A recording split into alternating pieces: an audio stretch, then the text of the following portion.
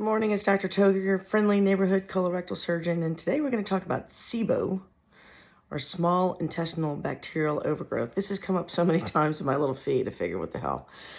We'll give it a chit-chat. Why does it happen and how does one treat it?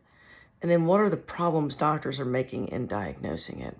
Okay, the symptoms of SIBO are going to be you eat something, you get belly bloat, you may even get a little reflux. It's miserable. The doctor hears this, he gives you an antacid, the problem continues. He then says you have SIBO, gives you antibiotics, you actually feel better for a little while. The problem comes back. This is what SIBO is, and this is why it's happening, and why that doctor may not be paying attention to you. The stomach and the pancreas, as they make their digestive juices, are capable of digesting fats, proteins, and carbs. Well, that's biologic life. These organisms are also biologic life, and they belong further along in the intestinal tract, towards the end of the small bowel and the colon, really the colon. In the absence of acid and pancreatic enzymes, those guys go on a road trip. They just want to get first and closer to the food.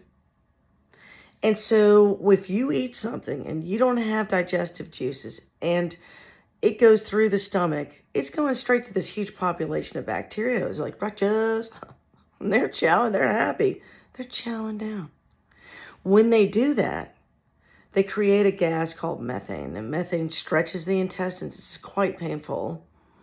More importantly, it slows the rate of emptying of the small intestine, which is why you get that bloat sensation that won't go away, and then it reflexes up backwards, right? It's almost like a blockage. So the lack of acid and the lack of pancreatic juices are what set you up for this condition. This is not an infection that you randomly got from bacteria. This is a digestive problem, not a bacterial one. The bacteria are just a symptom. Okay, so how do you fix this problem? First of all, if you develop these symptoms while on an antacid, it's probably time to come off the antacid, unless the doctor says, no, you almost perforated an ulcer, or you almost bled to death from an ulcer, you can't come off the antacid. Those are about the only people that have to be on an antacid. Everyone else can come off that stuff. Just talk to your doctor first, because I don't know what your medical history is. The second issue is, if you're not making a lot of acid, your pancreatic enzymes don't get released in quite the right way. And so you need to stimulate some stomach acid support. And we've talked about digestive bitters in another video, and so digestive bitters will help that. Digestive enzymes can be taken over the counter. Take some digestive enzymes if we can't figure out the first two parts. There are some herbal supplements that can help. One of them is called berberine. Berberine actually naturally controls blood sugar, but has a tendency to keep other bacterial populations at bay.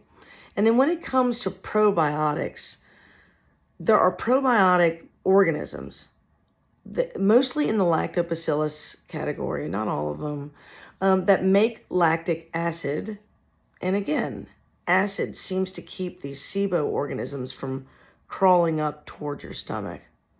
So get a probiotic that has lactobacillus in it, and if you can find one that has spore-forming bacilli in it, that tends to help also. There's something about those spore-forming bacilli as well as acid-forming bacilli that controls other populations.